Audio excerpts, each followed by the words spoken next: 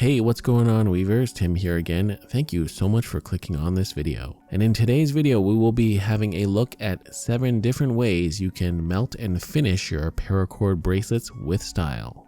So we all know when you're done making a paracord bracelet, you simply snip the excess cords and melt them with a lighter to lock them in place. But what you choose to press down on that melted end with to flatten it can change depending on your preference. So let's look at 7 different ways you can accomplish this fine detail. Let's get into it. Number 1, the head of a screw. As we all know, the head of a screw has a drive on it that can be of several different shapes. In this case, I'm using a Phillips head screw, and once I've clipped my cord and melted it slightly with the lighter, I'm simply going to press down on the molten paracord, and there we go, we have a nice cross shape on the melted end. Now, of course, you can choose other types like a Torx for a nice star pattern, or even a Robertson for a square shape. So you can definitely play around with this one. This method might actually look better colored in, but we'll get to that later in the video. Number 2, using a lighter. This method is quite possibly the most common way, as many use these Bic lighters to melt their paracord, and it's convenient and fast as you're already holding your lighter in your hand, and you simply flatten the melted paracord with the side of the lighter. This method to me is fine. It's not great, but it works. You're going to get a very smooth, glassy finish using this technique. The curved side of the lighter makes this method not the most precise, but if you like the smooth, glassy finish, this leads to our 3rd method, which is number 3, using a smoothing tool.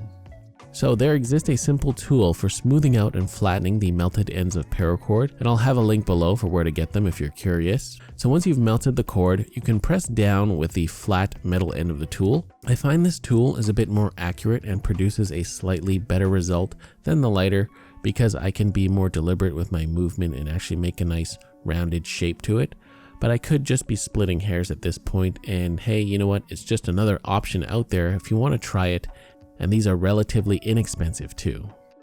Number 4, using a KNOTTE'S tool or any tool with a knurled pattern on it. If you've watched any of my other tutorials on this channel, I'm sure you've seen this method. So I use my KNOTTE'S tool that has this knurled pattern on the body for grip, and I simply roll it over the melted part of the paracord. I like this method the most as it leaves a really nice textured pattern that actually blends in with the texture of the paracord itself. Another option for achieving this textured finish is using the file tool on my Leatherman Wave here, which looks just about the same. Number 5, this one I like to call the natural melt as it's super simple. All you do is snip your paracord, but perhaps leave an extra millimeter or 2 for this one. And once you melt your cord, you simply let it cool and harden where it is. The cord will naturally mushroom out a bit and stay in place after the melt. Some might think that this method isn't as secure, so if you do think that way, just don't do it. But it does create a very nice rounded finish, and the ends are slightly matte, which is also quite nice.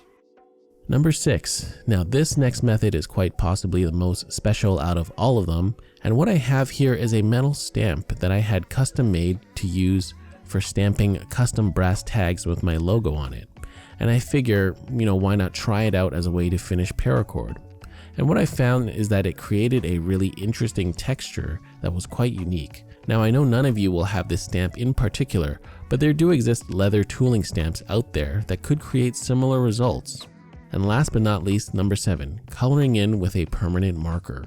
So this last method is to be used in conjunction with other methods that I showed you. And what coloring in the end with a marker does is hide that white dot that is present in the middle of the melted cord from the inner strands. Now this method works great for darker colors, but I wouldn't suggest using a black or dark marker on lighter colors, of course. You could always get a pack of different colored Sharpies and match them to the color of your paracord, and I'm sure that would work out just as great.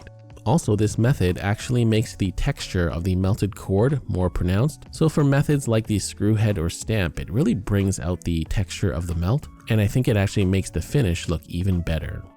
So there we have it, weavers, 7 different methods to finishing your paracord bracelets. Now I know this is a very small detail and that perhaps the uninitiated wouldn't notice, but I know most of you guys will. You can even think of it as a way of putting your own personal signature on your paracord bracelets and projects. So I hope you've learned something new and enjoyed this video.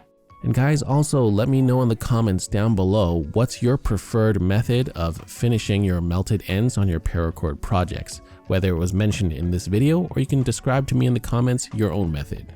That being said, a huge thank you to all my Patreon supporters. If you want access to exclusive tutorials as well as our Discord server, feel free to check out my Patreon page, link in the video cards as well as down below. You can join for as little as $3 a month. You can also support this channel by liking the video and commenting. Also, feel free to subscribe if you haven't already. If you enjoyed this video, feel free to check out what I have to offer on the rest of my channel.